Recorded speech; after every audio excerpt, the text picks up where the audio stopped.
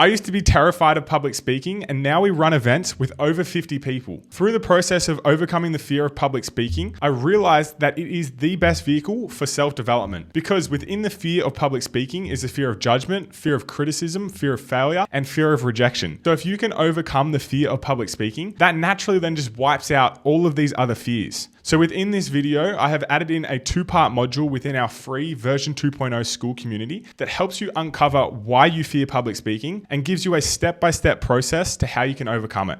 Okay, so I want to kick this off by asking you, how long have you feared public speaking? Has it been your whole life? Has it been since high school? Has it been since after COVID? How long have you allowed this fear to hold you back? Think about the person that you could be if you didn't have this fear. What would you be doing? Would you be posting things on social media? Would you be starting a business? Would you be higher up in your corporate career? How long have you allowed the fear of public speaking to dictate the actions that you take? Could be a long time. But I have been researching and studying and analyzing my own experiences, and I have figured out why we fear public speaking. And I've put it all into this module and the modules to come. So this has really helped me, and it was actually a little bit exposing because we get into the ins and outs of how we perceive ourselves, which then influences how we perceive public speaking. So I want to kick this off by saying that your fear of public speaking is more than just a fear. It is a deeply rooted belief. And if we want to get to the root cause of why you fear public speaking, then we have to understand what a belief is. So what the heck is a belief? Well, a belief is a perspective that we convince ourselves to be true. It is a narrative that we tell ourselves over and over and over again. And whether it's true or not, that repeated thought of what we tell ourselves will convince ourselves that it is true. So beliefs are the stories that we tell ourselves. Well, how are beliefs formed? Beliefs are formed and strengthened by repeated thoughts, experiences, environment, and knowledge. Now, this is what creates the beliefs. And what's great about this is that beliefs are habits. Neuroscience says that if you want to create a new habit, it has to be done with intentionality and consistency over a period of time, aka repetition. Repetition is what creates habits. So repetition of thought patterns strengthens neural pathways, ingraining that thought as a belief. So as you repeatedly tell yourself something over and over and over again, our mind has neural pathways that are always connecting. And if there's a repeated thought process that goes over and over and over again, that thought process, that thought pattern strengthens. Now here's a visual for you. Repeated thoughts create deeper grooves. Picture this guy on a snowy mountain. He's a skier and he's wanting to go down the snowy hill. He chooses to go down this path and then he goes back up to the top of the hill and he chooses to go down this path again. And then he goes up and then he goes down this path again. Over time, this will be the only path that he can go down because the groove that he has created is so ingrained that he can't go down any other path, right? So in order to shift beliefs, you just need a fresh layer of snow. But there is a caveat. There is a slippery slope. This is reinforcement. Our beliefs are reinforced through 2 key areas. First one is our confirmation bias. So confirmation bias causes our brain to interpret situations in ways that affirm our beliefs, which then become more deeply entrenched. So say, for example, you get up and you public speak. If you're watching this video, then you've been in the situation where you've had to speak in public before. Here are pieces of data that you could take from your experience public speaking. Getting up and speaking, maybe you stuttered a little bit, you answered a question, and you made eye contact with the audience. Well, if your belief around public speaking is that every time you speak in public, you stutter, your mind will just disregard everything else and will blow this up. It'll show you, yep, knew it. Every time I get up in public speak, I stutter. It'll disregard everything else because it's the confirmation bias and the strongest belief will win. So if you really believe that every time you get up and speak, you stutter, that's what you're going to see. And you're going to disregard all these other positive aspects of the data that you could have taken. So that's the first one, confirmation bias. The second one, which influences and reinforces our beliefs, is high emotions. We are emotional beings. So our brain wants to avoid experiences that create negative emotions, and this reinforces avoidance-based beliefs, while seeking out experiences that create positive emotions, which reinforces pleasure-based beliefs. So if we see something and we perceive that as painful or discomfort, we want to avoid it because our body wants to keep us safe. Our mind wants to keep us safe. That is the whole purpose of the human existence, is safety. It's one of the core human needs. So looking at this, say for example, you're public speaking, this you perceive as pain, which the brain then wants to avoid. So the stronger emotion will win. If you see public speaking as painful, you will avoid it. If you see it as an opportunity to grow, you will seek it. So you can see how it is not public speaking itself, but our perspective of public speaking which determines our actions. Your brain will validate the beliefs through your emotions. So say for example, you perceive public speaking as a threat and it's painful and discomfort, your brain will just trigger flight or fight and want to avoid that because it's that perceived threat. But you're speaking in public, there is no real danger. It is that perceived danger that then triggers our bodily emotions to want to avoid that because it sees it as painful or discomfort. And this is very emotional. So this reinforces our belief. Like if we say, oh, I hate public speaking, and this is the narrative that we're telling ourselves, and every time we look at public speaking or think of public speaking, we trigger fight or flight and our chest starts to get tight and our throat starts to tighten up. That's very emotional. That's going to reinforce the belief because no way is your body going to want to intentionally go into that environment. So it's just doing what it should do. But it's our perspective that changes the actions that we take because if we don't perceive that as a threat or as discomfort, then our body won't react that way and it won't further ingrain that belief. So beliefs are thought habits, and thought habits strengthen neural pathways or our mental grooves.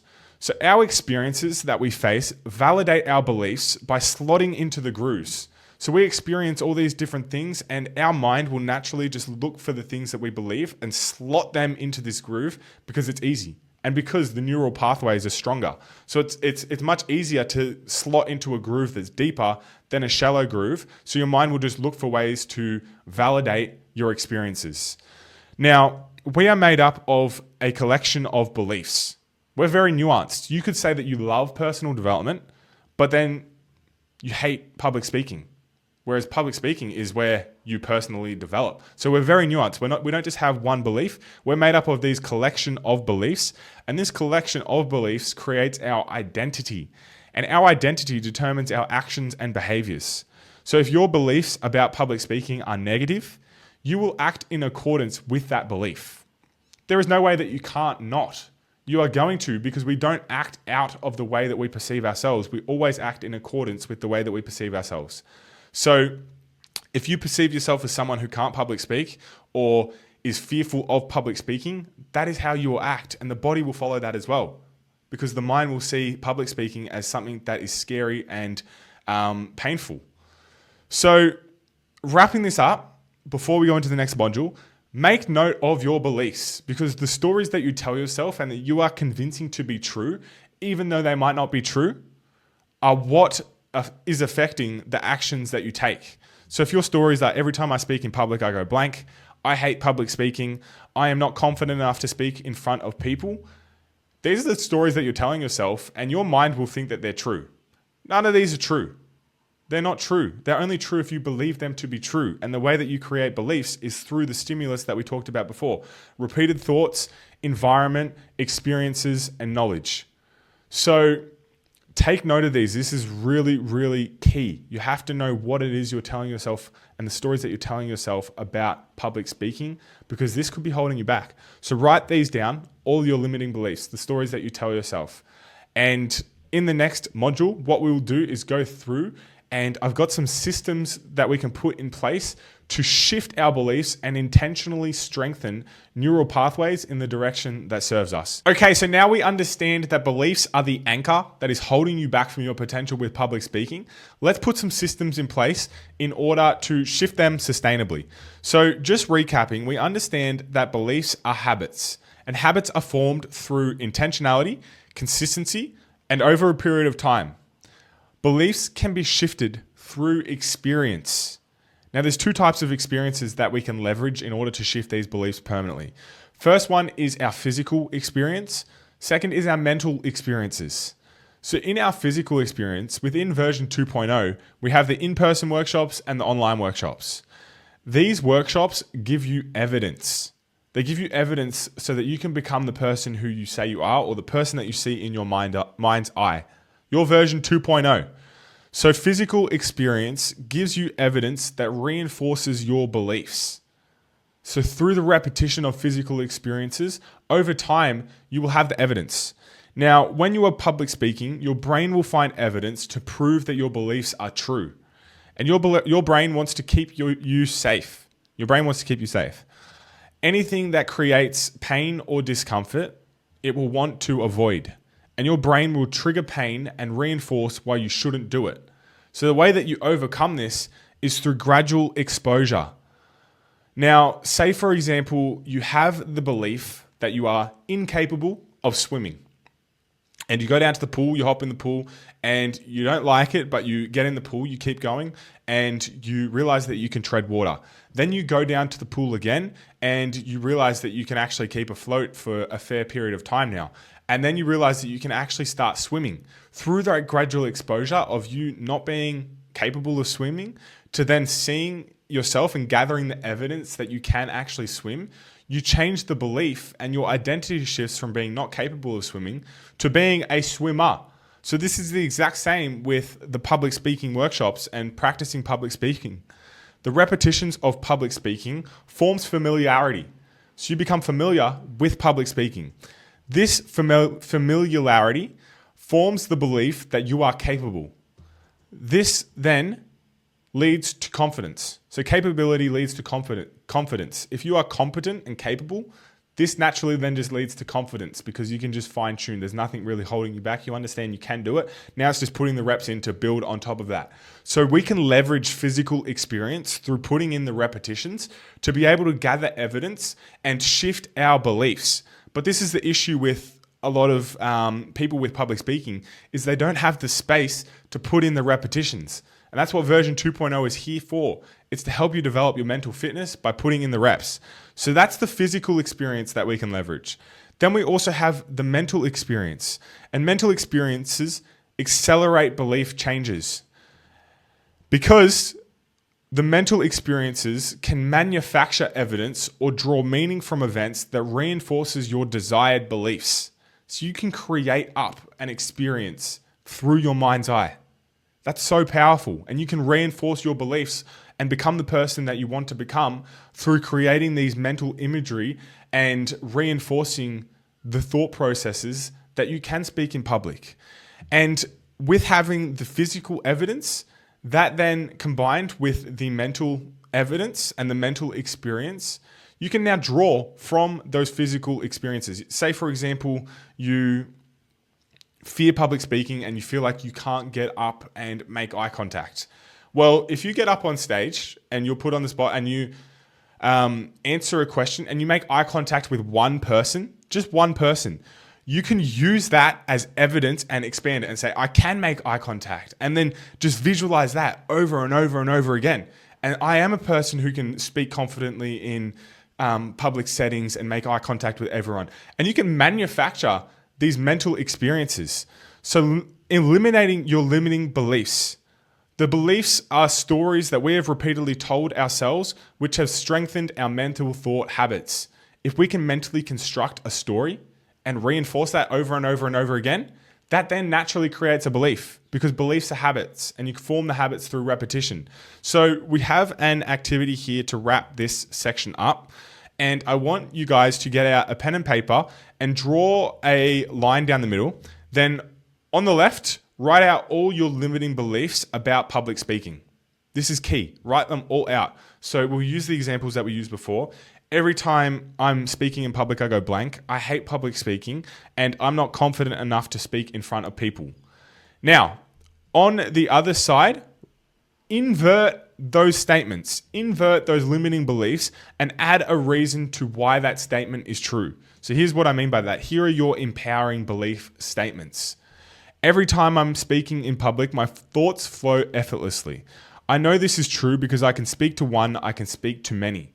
So gather and just draw from an experience and expand it. If you can speak to one, you can speak to many. It is not public speaking itself that is causing you to go blank. It is your perspective of public speaking that is causing you to go blank. So if you can speak to one person, you can naturally speak to many. All right. I am excited. So the limiting belief is I hate public speaking. The empowering belief is I am excited by the opportunity to share my ideas with others. This excites me because I can express my personality while growing in the process. Add a reason as to why you actually enjoy public speaking. This is true. You do get to grow in the process. We all want to grow. So use this and leverage this and reinforce this belief over and over and over again. And over time, you'll start to believe that it's true. Last one. I am a capable public speaker. I know this because I have communicated my thoughts confidently in the past. And then insert a reference. So if you've been at work and you've had to share your thoughts and ideas just once, use that evidence, blow it up and say, this is true. I know this is true because I have physical evidence that backs my statement. And over time with this repetition, you'll create the new belief. So that's a good way to use the counter examples of like, okay, you don't believe that. Well, is there an example that is true? And using that counter example to further solidify that belief. Now, wrapping up this activity, read these inverted belief statements out 3 times every morning and every night until you convince yourselves that they are true. Embrace positive emotions and use any evidence you can to support these statements.